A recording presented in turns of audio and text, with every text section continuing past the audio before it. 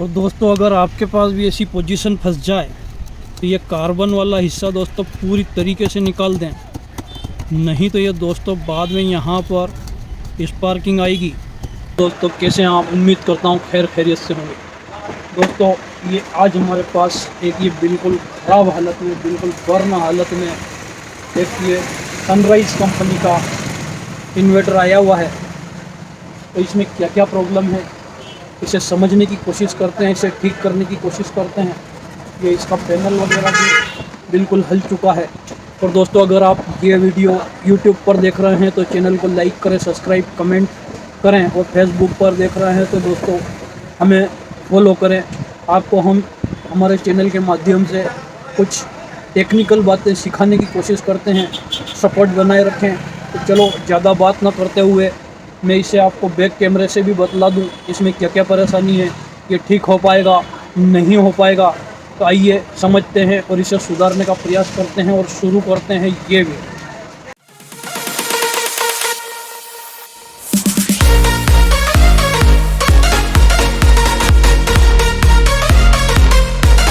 तो दोस्तों इसमें ये यहाँ काफ़ी कुछ बर्न है।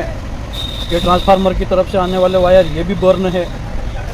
और दोस्तों ये यहाँ पर इसका ये नेगेटिव थिम्बल भी बर्न है।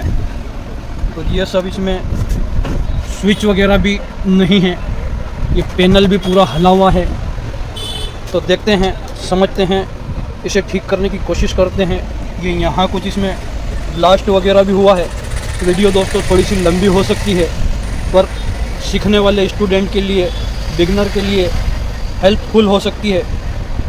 अगर किसी को कुछ दो बातें ज्ञान की सीखना है तो वीडियो को जारी रखें, वरना आप इसे स्किप करके दूसरी वीडियो मनोरंजन वाली, एंटरटेनमेंट वाली, नाच गाने वाली देख सकते हैं। तो आइए मैं सबसे पहले तो ये इसकी वायर वगैरह खोल लेता हूँ और इसे थोड़ा सा साफ़ सफाई करने का प्रयास करता हूँ। तो दोस्तों अगर आपके पास भी ऐसी पोजीशन फंस जाए तो पहले इन वायरों का निशान बना लेंगे। दोस्तों ये हमारा वायर जो जला हुआ है ये आउटपुट का है, जो कि इस रिले के पॉइंट से कनेक्टेड है। और ये लास्ट में ये अलग कर लेंगे। और दोस्तों ये वाली जो टेपिंग है ये इधर फर्स्ट में ये दोस्तों न्यूट्रल है, ये वायर अलग अलग कर लेंगे। और ये दोस्तों ट्रांसफार्मर की तरफ से आने वाले वायर हैं। पहले मैं खोल लेता हूँ, निशान कर लेता हूँ, फिर आपको बतलाता हूँ दोस्तों। तो दोस्तों ये इसकी वायरिंग मैंने खोल दी। ये तो न्यूट्रल आउटपुट भी है और इनपुट भी है। और दोस्तों ये इसका फेज़ आउटपुट है, जो कि ये पूरी लाइन जल चुकी है। और ये दोस्तों दो बीच वाले वायर इसमें लाइन इन वाले हैं, जो कि एक फ्यूज़ ब्लोन से होता हुआ आता है, जो कि इसमें फ्यूज़ का सॉकेट भी नहीं है, वो भी डायरेक्ट कर रखा है, बिल्कुल अनप्रोटेक्ट कर रखा है। ये इसमें इसके इन वाले पोर्शन में ये दोनों वायर मिलाकर इन दोनों पॉइंटों पे लगा रखा है, हम बिल्कुल व्यवस्थित करेंगे। और ये दोस्तों ये इसका न्यूट्रल इनपुट है, जो कि सॉकेट पे जा रहा है, और वहीं से इस ट्रांसफार्मर के इनपुट पे जा रहा है। और ये वाला भी इसी के साथ में है, ये सब न्यूट्रल कॉमन है। मैं अभी ये इसका LED पैनल वगैरह, ड्रेन वायर वगैरह सब खोल लेता हूँ, उसके बाद में हम इसे अच्छी तरीके से समझ पाएंगे। दोस्तों ये कुछ इस प्रकार की वर्किंग टेबल है, जो ऊपर लाइट की व्यवस्था की हुई है। काफ़ी केस यहाँ पड़े हुए रहते हैं मेरे पास, ये रिपेयरिंग किए हुए भी, रिपेयर करने वाले भी। इधर बताइए। तो ये इसका पॉजिटिव थिम्बल है, ये भी खोल लेते हैं।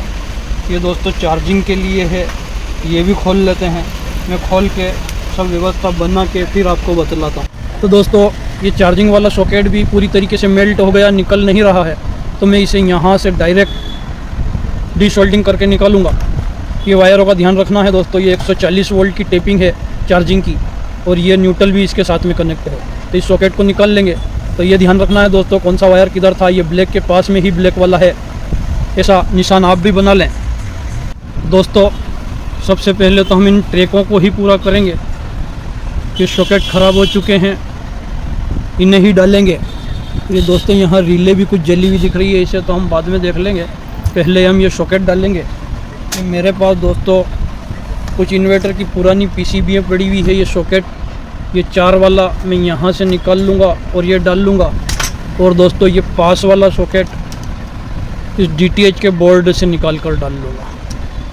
मैं पहले इसे फटाफट से अलग करता हूँ। और दोस्तों अगर आपके पास भी ऐसी पोजीशन फंस जाए तो ये कार्बन वाला हिस्सा दोस्तों पूरी तरीके से निकाल दें, नहीं तो ये दोस्तों बाद में यहाँ पर स्पार्किंग आएगी। ये इसे अच्छी तरीके से साफ़ कर लें और जितना हो सकता है उतना इसे यहाँ से काट ही दें। तो दोस्तों ये स्पार्किंग वाली समस्या ये फिर से होगी। और ये दोस्तों ये वायर क्यों लग रहा है वो मैं आपको बताऊं। ये यहाँ से एक ट्रैक होता हुआ ये यहाँ जा रहा है, वो किसी ने पहले इसमें डायरेक्ट किया है, तो इसे भी हम व्यवस्थित बनाएंगे। पहले मैं ये इसका जो भी जला है वो पूरी तरीके से सफाई करूँगा। और दोस्तों ये सिंगल लेयर में पीसीबी है, डबल लेयर में होती तो दोस्तों इधर की प्रिंटों का भी ध्यान रखना पड़ता। ये मैं पूरी तरीके से साफ़ करके और यहाँ ट्रैक बनाऊँगा।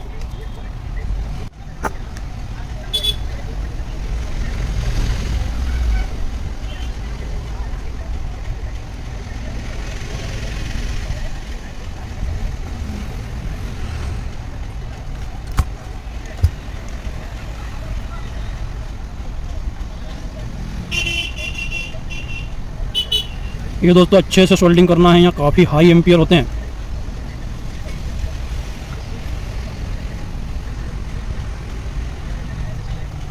ये वाला ट्रैक भी मैं बना लेता हूँ। दोस्तों ये ट्रैक बना लिया है। अब ये दोस्तों जो इसके पास वाला ट्रैक हमने डायरेक्ट किया था उसे यहाँ से काट लेंगे। ये वाला ट्रैक दोस्तों यहाँ से काटना पड़ेगा।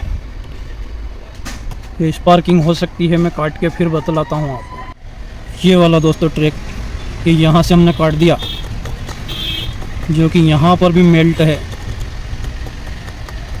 ये इधर से भी काट लेंगे दोस्तों इसको ब्लेड की सहायता से। ये सप्लाई उधर जाना नहीं चाहिए।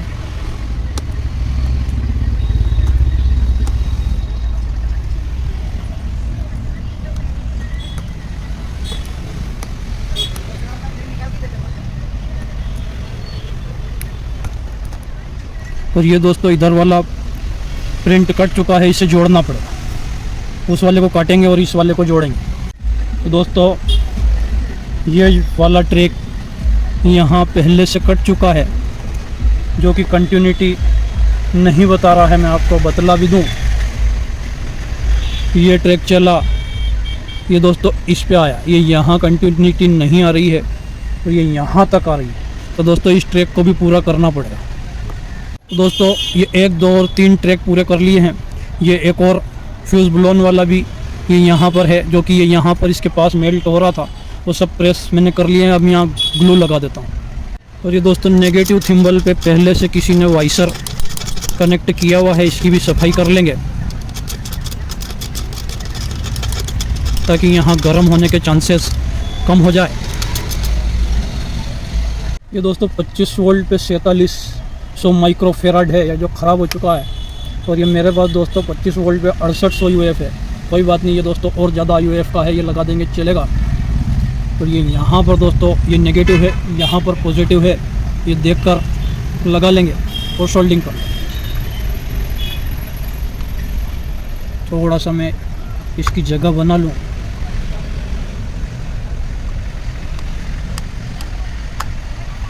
ये जगह बन गई और अब इसको मैं सोल्डिंग कर देता हूँ।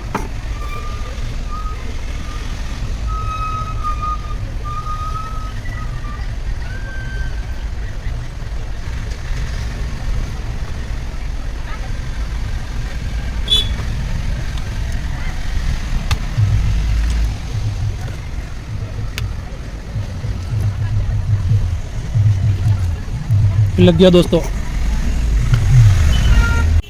तो दोस्तों इसे अभी पावर सप्लाई के माध्यम से 12 वोल्ट मैंने प्रोवाइड कराई। मैं आपको बताऊं, ये स्विच के वायर दोस्तों डायरेक्ट किए ये नेगेटिव लगाया तो दोस्तों इसमें कोई बीप साउंड नहीं आया, कोई रिले की आवाज़ नहीं आई। ये मैं आपको दोस्तों थोड़ा सा अच्छे से दिखाई दे ऐसी व्यवस्था बनाता हूँ। ये बनाया दोस्तों मैंने, ये नेगेटिव और ये थिम्बल वाला पोर्शन पॉजिटिव। नेगेटिव अच्छे से कनेक्ट नहीं हुआ।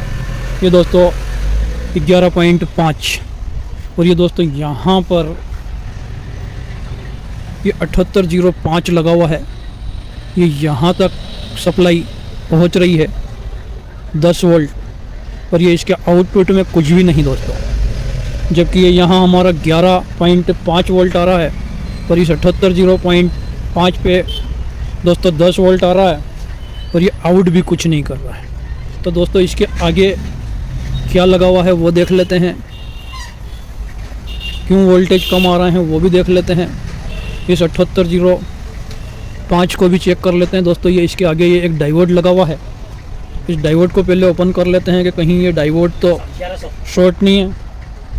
तो दोस्तों इस डायोड से होकर इस जम्फर पे 5 वोल्ट आते हैं, जो फिर इस जम्फर से क्रॉस होकर ये दोस्तों आगे की ओर जा रहे हैं। ये बीच में से मैंने जम्फर हटाया है। अब देखते हैं कि अब 5 वोल्ट बन रहा है या नहीं बन रहा है।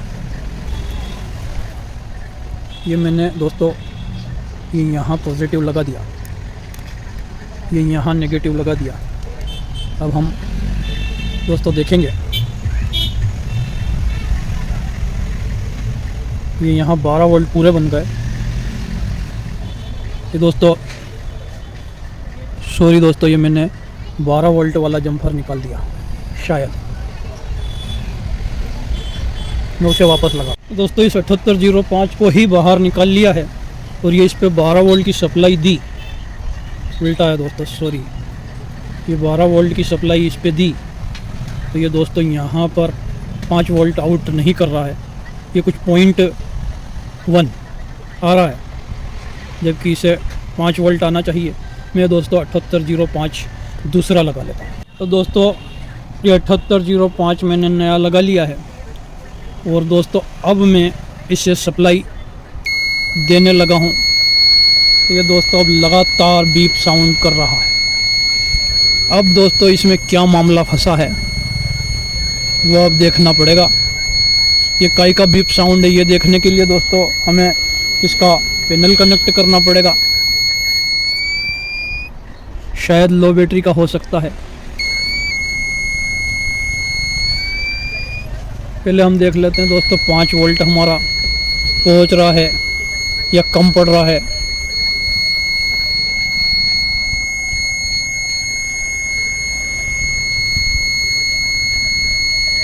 ये 5 वोल्ट बन रहा है दोस्तों कंप्लीट। अब ये कहाँ तक पहुंच रहा है,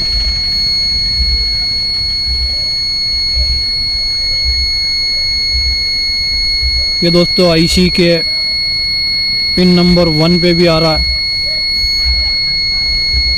मैं चलो दोस्तों इसे आगे देखता हूँ।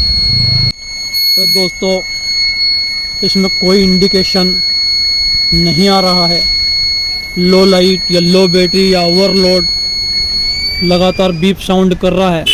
और ये 7805 भी उड़ा था, तो मुझे लगभग इसकी माइक्रो कंट्रोलर पर डाउट है।